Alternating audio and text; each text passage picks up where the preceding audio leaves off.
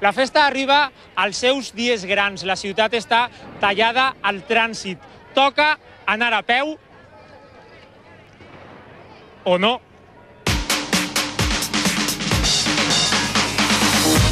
Això és el que diu esta colla, que no toca anar a peu. Pertanyen a l'associació València Patina i apenes han llevat els patins des del dia de la planta.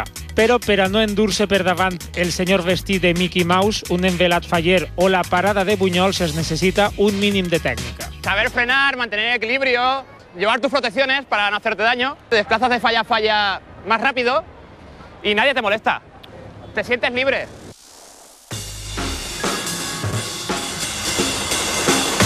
I patinant, ens trobem d'Elisa. Ella practica el jump skating, una espècie de ball sobre patins. Així es necessita alguna cosa més que tècnica.